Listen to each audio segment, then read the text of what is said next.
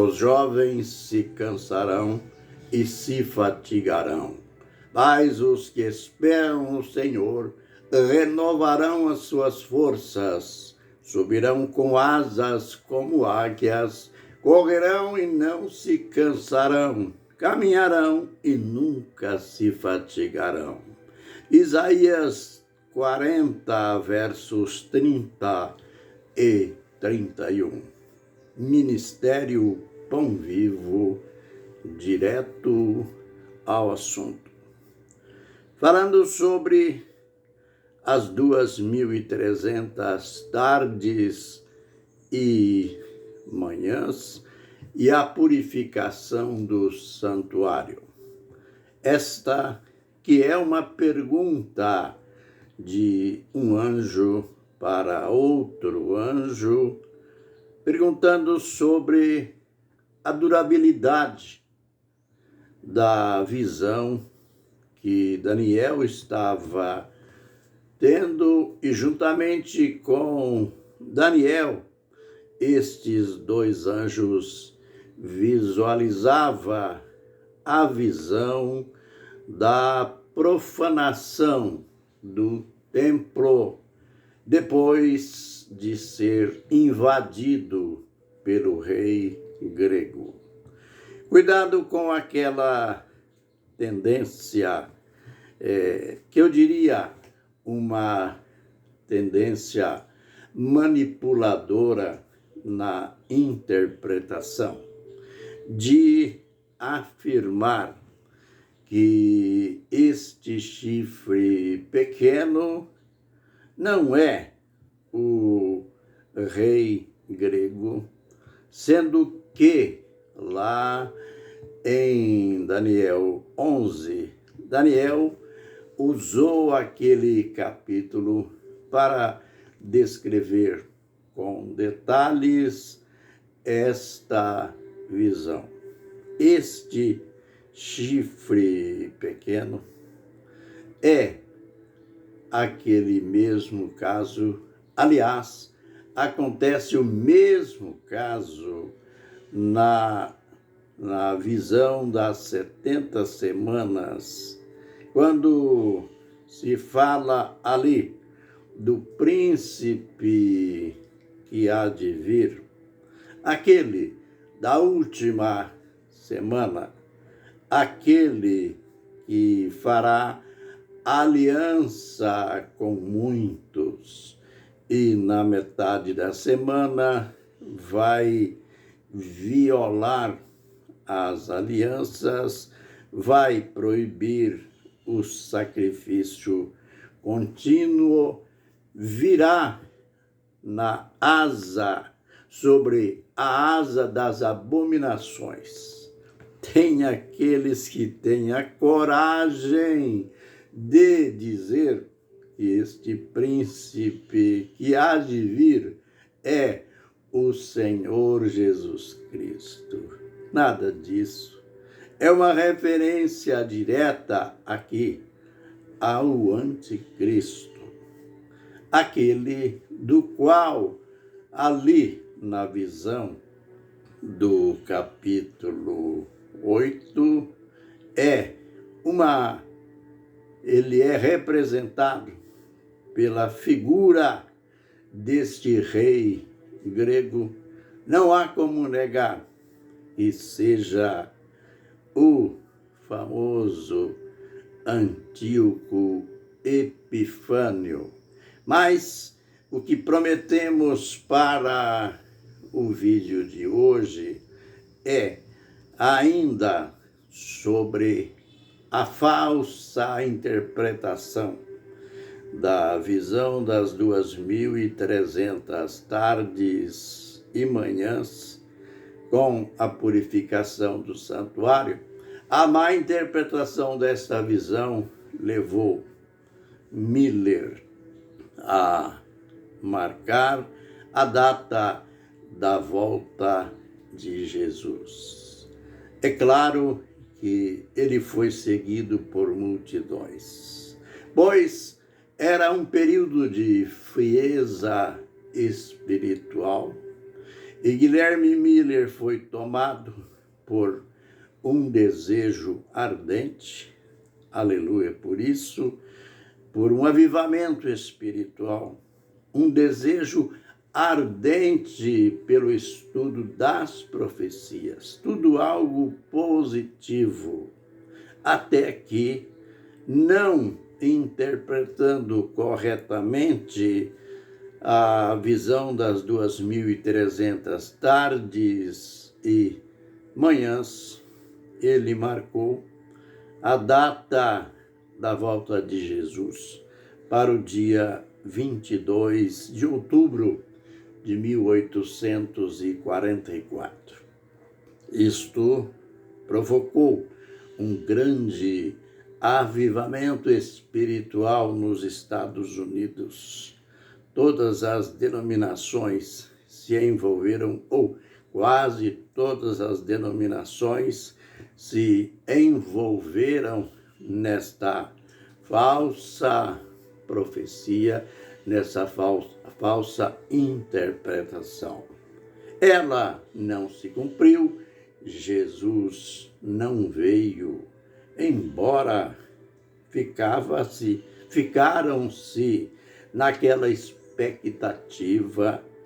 Para você ter mais ou menos uma ideia da fé, da maneira como eles criam, fala-se na história de uma grande alfaiataria que colocou até uma faixa na sua frente escrito "Fechada", em homenagem à chegada do Rei Jesus. Bem, este é só um exemplo, mas o comércio, a sociedade, de um modo quase geral, ficou numa expectativa muito grande. Você já viu numa cidade, quem sabe na sua cidade já aconteceu, na minha já aconteceu, quando vem um político importante, quando vem o governo, então a cidade fica naquele ambiente festivo para dar as boas-vindas, homenagear o personagem. Então, imaginem, o personagem que estava para chegar, que chegaria, era o Rei dos Reis, o Senhor dos Senhores, Jesus Cristo. Então, os cristãos ficaram na expectativa e nada daquilo aconteceu.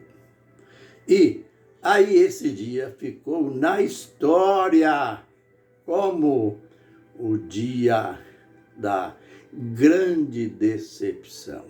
Também imagina pregar, ensinar, afirmar uma data que Jesus vai vir e ele não vir. Alguém poderia dizer, os céticos poderiam dizer, ele falhou, mas misericórdia, ele estava e está honrando a sua palavra daquele dia e hora, ninguém sabe. Nem os anjos, nem o Filho, senão somente o Pai que está nos céus. Mas sabe o que aconteceu? Como resultado desta falsa profecia, criou-se uma doutrina falsa, mais falsa ainda, no cristianismo, isto é, denominações, principalmente, foi daí que surgiram,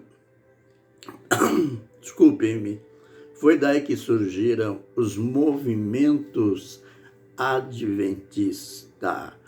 A igreja adventista embarcou nessa. Alguém levantou para defender o indefensável. Alguém disse, não, Ele, Guilherme Miller, não errou quanto à data, errou quanto ao lugar. Jesus não veio na terra. Se pensava na época que o santuário mencionado aqui em 8,14 era a terra. Se enganaram. Na realidade, o santuário referido aqui, diziam aqueles que começaram a dar um jeitinho. O santuário aqui acontece que Jesus mudou de santuário. Até nessa data, outubro de 1844, Jesus estava num santuário. E neste dia, ele chegou sim, ele mudou para o outro santuário, onde ele ia fazer a purificação dos nossos pecados. Aí então criou-se uma nova doutrina, aliás, uma nova heresia, chamada do juízo investigativo, que nós vamos discorrer sobre ela no nosso próximo vídeo. Mas vejam, a falta de honestidade com as coisas espirituais. Diz a história que o próprio Miller admitiu que ele tinha errado. Ele se humilhou e admitiu seu erro interpretativo. Mas aqueles que entraram para dar um jeitinho criaram uma mentira pior. Porque Jesus, quando morreu, ele deu aquele grito: está consumado. A palavra do Senhor é cheia de provas de que ele fez por nós uma eterna purificação. Então, esta do juízo investigativo, esta de que no dia 20 de outubro de 1844, ele não veio na terra, mas mudou de santuário. Foi apenas dar um jeitinho naquilo que não tinha jeito. Sejamos mais fiéis, mais reverentes com a palavra do Senhor. E cuidado com as interpretações proféticas, absurdo.